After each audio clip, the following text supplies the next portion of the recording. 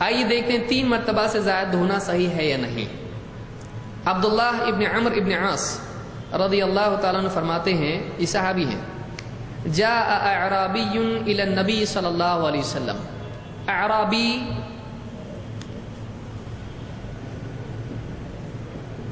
اعرابی کے معنی کیا ہے؟ دیہاتی، عرب کا یعنی دیہات کا رہنے والا۔ جاء اعرابی الی النبی صلی اللہ علیہ وسلم، ایک دیہاتی صاحب اللہ کے نبی صلی اللہ علیہ وسلم کے پاس آئے، یسألہ عن الوضوء، اور آ کر پوچھا وضو کے بارے میں۔ آنے کا مقصد کیا تھا؟ یسألہ عن الوضوء، آ کے پوچھا کہ وضو کے بارے میں پوچھ رہے تھے، وضو کیسے کرتے ہیں۔ فأراہ الوضوء ثلاثا ثلاثا، تو اللہ کے نبی صلی اللہ علیہ وسلم نے ان کو وضو کر کے دکھایا، کتنی مرتبہ؟ 3 مرتبہ۔ ثم قال ہاکذا الوضوء، آپ نے فرمایا دیکھو ایسا ہے وضو۔ ہاکذا عربی زبان میں ہاکذا کی کیا معنی ہے؟ ایسا، ہاکذا، ہاکذا ایسا ہے کیا؟ الوضوء، وضو ایسا ہوتا ہے۔ کتنی مرتبہ بتایا ہے؟ اسی لیے ہم نے شروع میں نے جو کہا کامل وضو کیا ہے؟ یہ وضو ہے۔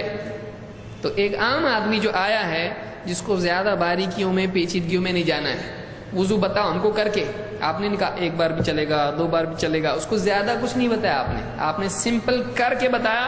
اور کتنی مرتبہ کیا؟ 3، اور بولا ایسا وضو ہے۔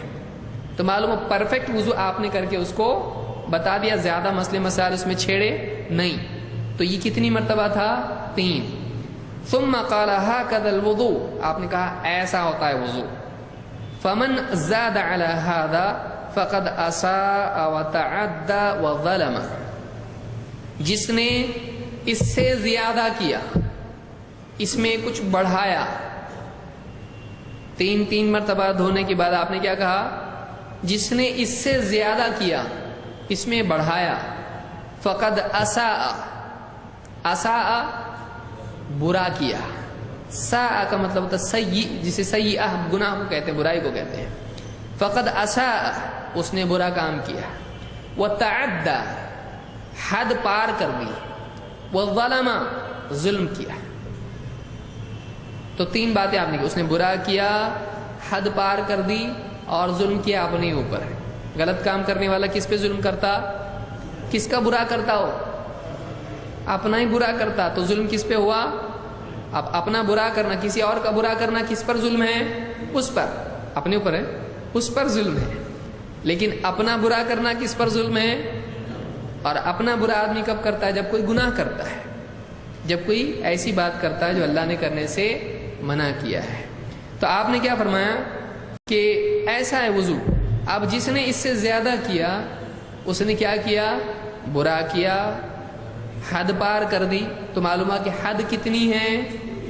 3 کی۔ اس لیے پچھلی روایت میں جو پاؤں دھونے کی روایت تھی اس میں تھا کہ آپ نے بلا عدد پاؤں دھوئے، تو وہاں پر میں نے کیا کہا تھا؟ 3 سے زیادہ مراد یہاں پر نہیں ہے، بلکہ مراد کیا ہے کہ گنتی کی پابندی 3 کی نہیں کی ہے۔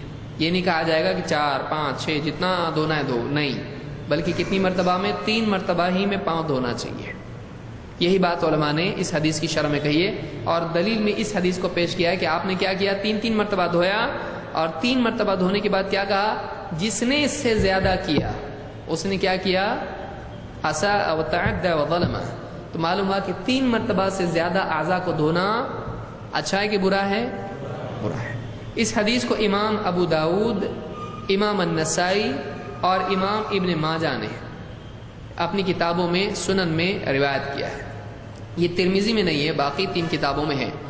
تو یہ حدیث ہم کو بتا رہی ہے کہ 3 سے زیادہ مرتبہ دھونا صحیح نہیں، اعضاء کا 3 سے زیادہ مرتبہ دھونا صحیح نہیں۔